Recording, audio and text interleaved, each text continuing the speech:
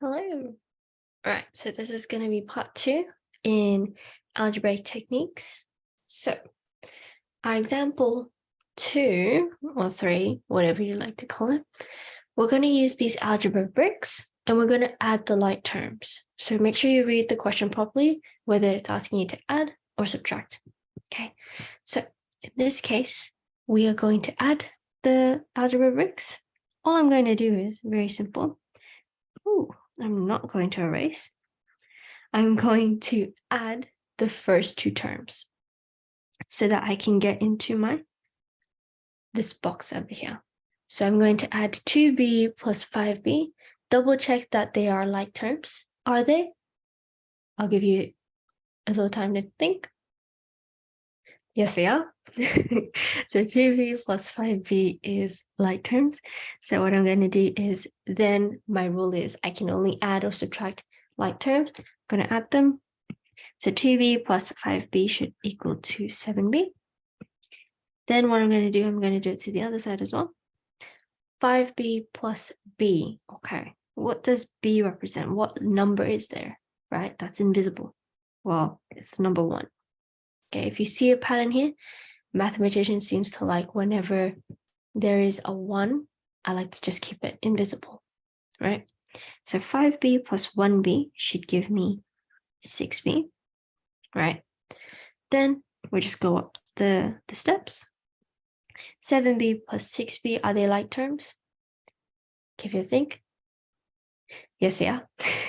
And then so 7b plus 6b equals to, you guessed it, 13b. Right, simple as. All right. Our example 2 with our last 2 questions. Calculate the following. So 4g minus h minus 2g. My first step for, I guess, to do this, to calculate it, is to figure out what does that h, what's in front of that h? What number is it? Well, seems like mathematicians like invisible ones. So what it means is it's going to be a 1h. Okay. Once I've done that, let's collect our like terms by circling, squaring, highlight, underline, squiggle line, whatever. Okay. So I got 4g. Is there any like terms there? I think I can see one. So 4g is its like term would be minus 2g, not 2g. I'm going to box it, square it, underline it with the negative, the positive, whatever it is, right? So I'm going to box it with the subtraction sign or the addition sign.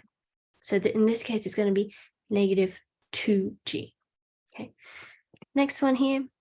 Do I see h as another like term there? No, it's different. So I'm going to triangular it. That's a beautiful triangle.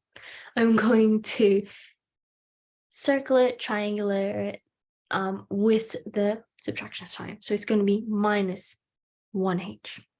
Once I've done that, let's rewrite it, collect all the g terms or the like terms together. In this case, I'm going to collect 4g minus 2g together. And I'm going to leave my negative 1h at the end here. So simple as, let us just subtract or add any like terms, which in this case 4g minus 2g should equal to 2g minus 1h. I'm going to leave that 1h there because it's different. Okay. All right. Lucky last question. All right. 11w minus w plus 7b. Okay. First step is that minus w. What number should be right in the front? You guessed it. And a 1, an invisible one there. Once I've done that, let us now box, square, underline, whatever you'd like. I've got 11w. Do I have another w in this? Yes, I do. I'm going to box it. So I'm going to box 11w. And I'm going to box this negative 1w with its subtraction sign. as well. So you can see that there's 2 subtraction sign in that box. That's okay. We can work with it. And the 7b, it's alone, doesn't have anyone, fortunately. So I'm just going to circle it. All right, let us rewrite it, making sure that it is all together. Okay, as you can see, it's basically the exact same question. But one thing I would like to preface is the following. See how there's a negative and a negative here? We learned this in integers. A negative and a negative turns into a positive. Okay, so I'm going to write down positive down there. So now I'm going to rewrite it one more time. If I rewrite it, it makes it much neater for me to see as well to work out. So in this case, what is 11w plus 1w? They're like terms. It should be, you guessed it, 12w plus 7b, because 7b is unfortunately a loner in this question. So that's the end. Hopefully that helps, and I'll see you next time. Bye.